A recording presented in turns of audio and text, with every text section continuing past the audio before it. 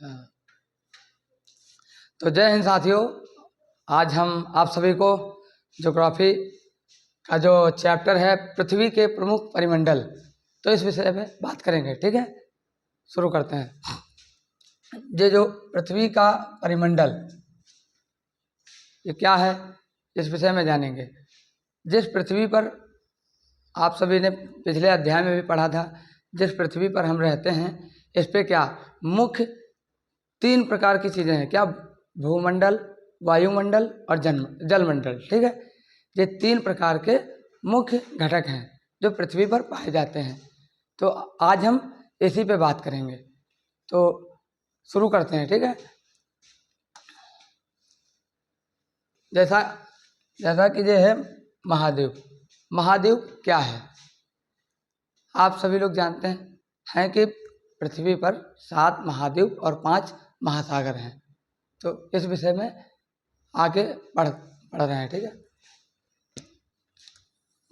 सबसे पहले है भूमंडल। भूमंडल क्या है? जिस पृथ्वी पर जिस जगह पे हम लोग ठोस भाग में स्थिर खड़े हैं वो भूमंडल है। जिस भाग पे जो मतलब पृथ्वी का ठोस भाग है वह भूमंडल कहलाता है। भूमंडल पृथ्वी एक ठोस भाग को कहा जाता है। ठीक है, यह भूपर्पटी की चट्टानों तथा मिट्टी की पतली परतों से बना होता है। ये भूमंडल किस चीज़ से बना होता है? जो भूपर्पटी और चट्टानों की पतली परत होती है, उससे कई सारी लेयर होती है, उसी से ये भूमंडल बना होता है। आगे बना होता है जिसमें जीवों के लिए पोषक तत्व पाए जाते हैं। पृथ्वी की सतह को 2 भागों में बांटा जा सकता है। पृथ्वी की सतह को 2 भागों में बांटा जा सकता है। कौन कौन से वो 2 भाग हैं? सबसे पहले है महाद्वीप और फिर है ये महासागर। ये 2 पृथ्वी को 2 भागों में बांटा जा सकता है, महाद्वीप और महासागर। 2 भागों में बांटा जा सकता है और इसमें जानते हैं बांटा जा सकता है। यह बड़े स्थलीय भूभाग को क्या कहते हैं? महाद्वीप कहते हैं। और जो बड़े जलाशय होते हैं उनको महासागर वेनिस कहते हैं। विश्व के सभी महासागर आपस में एक दूसरे से जुड़े हुए हैं। जो विश्व के सभी महासागर हैं वो आपस में एक दूसरे से जुड़े हुए हैं। समुद्र जल तथा जल का तल सभी जगह समान होता है।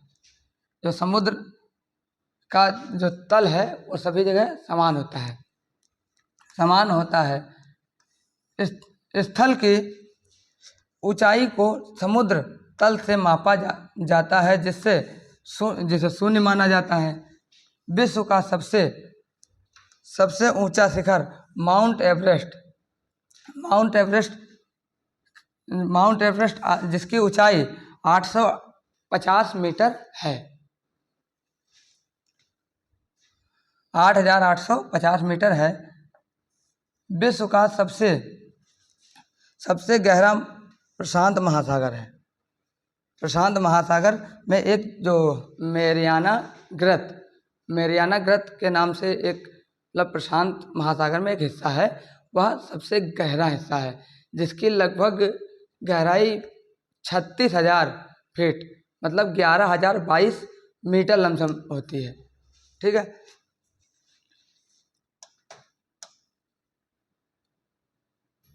है 11,022 मीटर है।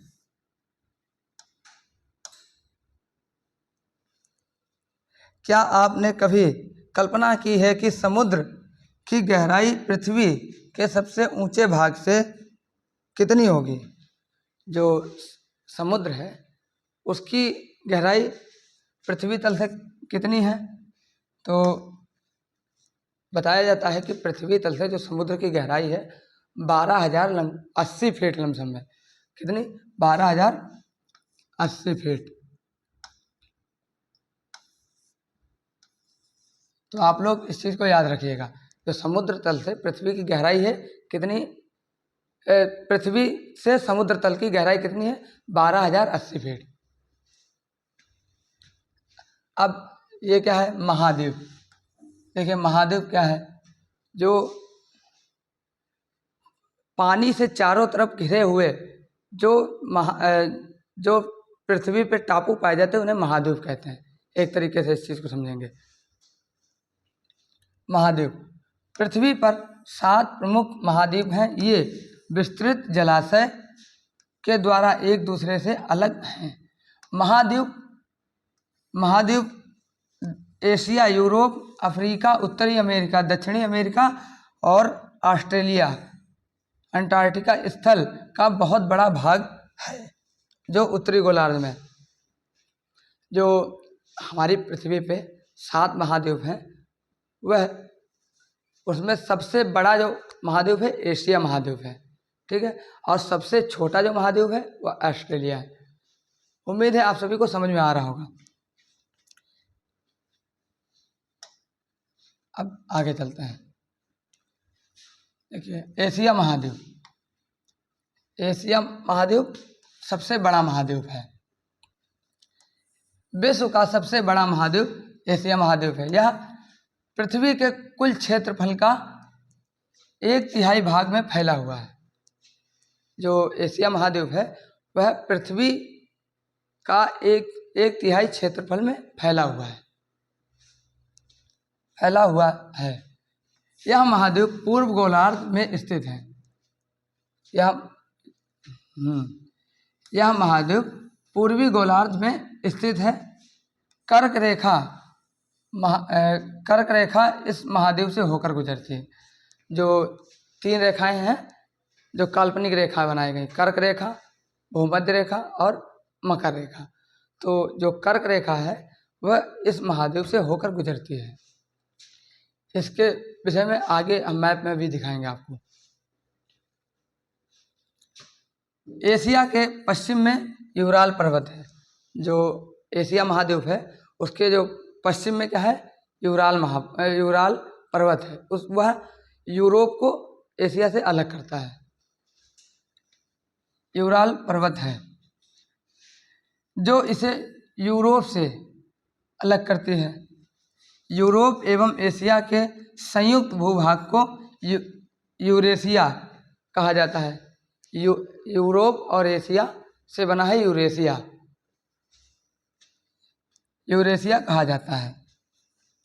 अब यहाँ पे है यूरोप, एशिया से बहुत छोटा है।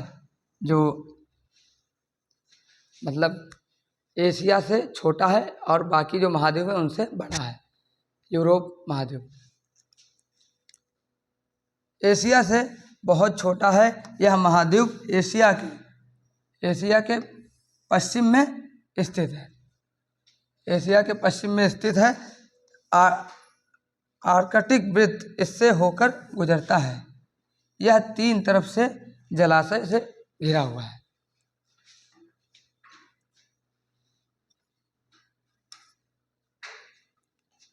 अब आगे आपका अफ्रीका महाद्वीप। ठीक इसी प्रकार से अफ्रीका महाद्वीप भी एशिया और यूरोप से छोटा है, लेकिन बाकी जो महाद्वीप है उनसे बड़ा है। इसमें देखते हैं क्या है। अफ्रीका एशिया के बाद विश्व का दूसरा बड़ा महाद्वीप है। विषुवत या शून्य अक्षांश इस महाद्वीप के लगभग मध्य भाग में होकर गुजरती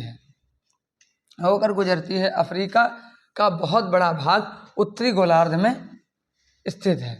जो अफ्रीका महाद्वीप का अधिकतर भाग जो नॉर्थ पोल में स्थित है। यह एक ऐसा महाद्वीप है जिससे होकर कर्क रेखा, विषुवत तथा मकर रेखा तीनों रेखाएं गुजरती हैं। जो अफ्रीका महाद्वीप है अभी बताया ना, जो कर्क रेखा है, भूमध्य रेखा और मकर रेखा, ये तीनों रेखाएं इस महाद्वीप से होकर गुजरती हैं। विषुवत तथा मकर रेखा होकर गुजरती है। सहारा का रेगिस्तान, जो सहारा डिजर्ट है, वह अफ्रीका का सबसे गर्म और बड़ा डिजर्ट है। ठीक है, उम्मीद है आप सभी को समझ में आ रहा होगा। यदि आप लोगों को समझ में ना आए तो आप इस चीज़ को बता सकते हैं, कमेंट करके आप इस चीज़ को बताइएगा जरूर। विश्व का सबसे बड़ा गर्म रेगिस्तान है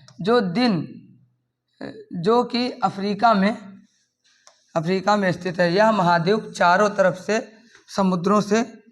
समुद्रों एवं महासागरों से घिरा हुआ है। यहाँ देखेंगे कि विश्व की सबसे लंबी नदी नील नदी, और अब जैसे आप लोग जानते हैं कि सबसे लंबी नदी विश्व की नील नदी कहलाती, वह कहाँ है? अफ्रीका में है। एंडीज पर्वत श्रृंखला कहाँ है? अब जैसे अफ्रीका में नील नदी है, एंडीज पर्वत श्रृंखला जो है वह दक्षिण अमेरिका में है। हाँ, नील नदी अफ्रीका से होकर गुजरती है।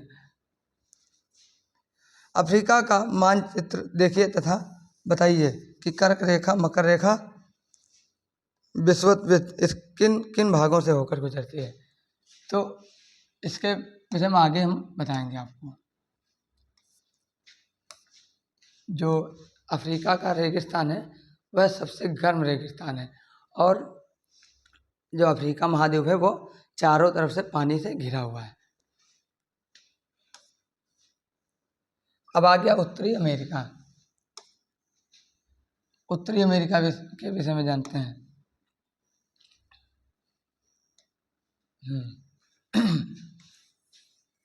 उत्तरी अमेरिका विश्व का तीसरा सबसे बड़ा महाद्वीप है। यह दक्षिण अमेरिका से एक सक्रिय स्थान से जुड़ा हुआ है जिसे पनामा स्थल संधि कहा जाता है। जैसे कोई पूछ ले आपसे पनामा स्थल संधि क्या है?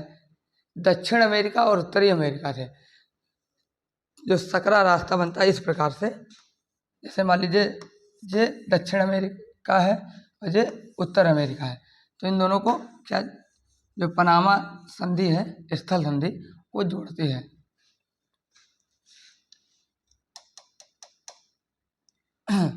जोड़ती है।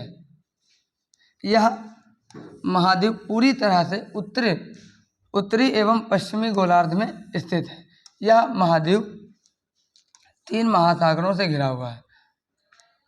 3 महासागर वो कौन कौन से हैं भी आपको दिखाएंगे।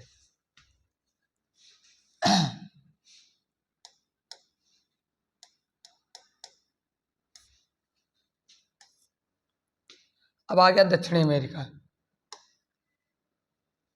दक्षिणी अमेरिका का अधिकांश भाग दक्षिणी गोलार्ध में स्थित है। इसके पूर्व एवं पश्चिम में 2 महासागर हैं। कौन? एक है अटलांटिक महासागर और दूसरा है प्रशांत महासागर। ये 2 महासागर स्थित हैं। विश्व की सबसे लंबी पर्वत श्रृंखला, जिसे एंडीज पर्वत श्रृंखला कहा जाता है, ये एंडीज पर्वत श्रृंखला उत्तर से दक्षिण की ओर फैली है। दक्षिण अमेरिका में विश्व की सबसे बड़ी नदी अमेजोन नदी बहती है।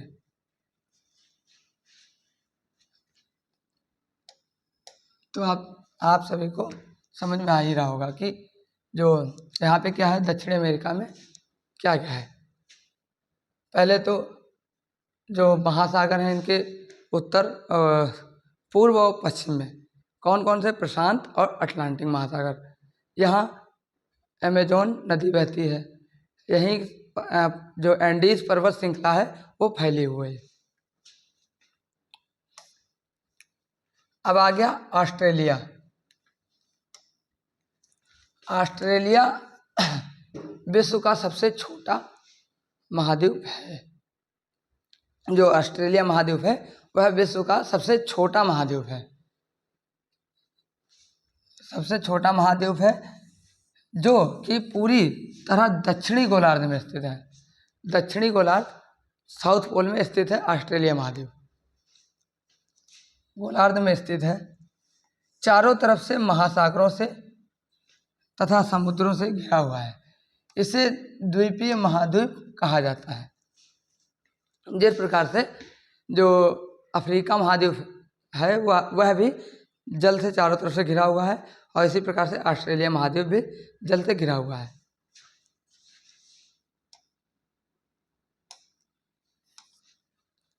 अब आ गया अंटार्कटिका।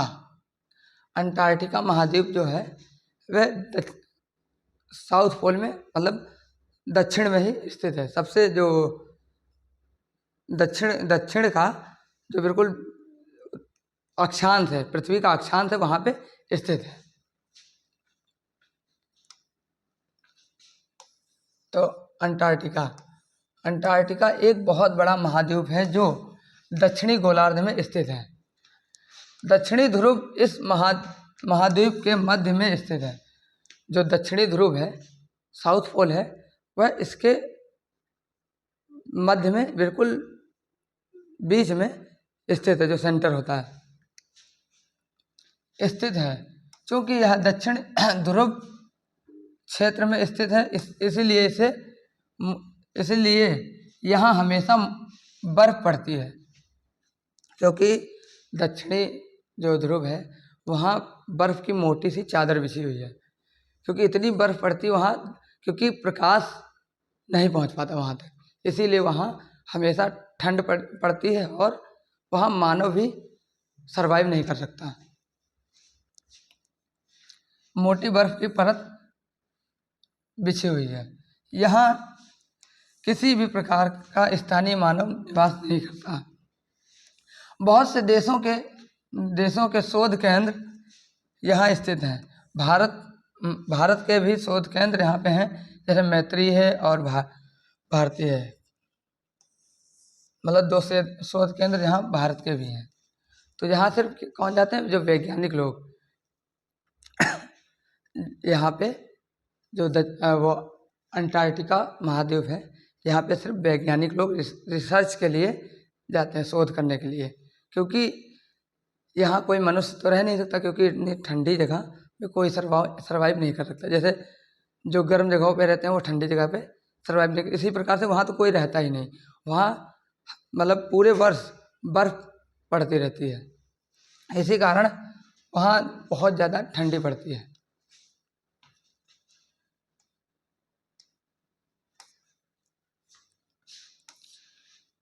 ये देखिए वर्ल्ड मैप है, ठीक है।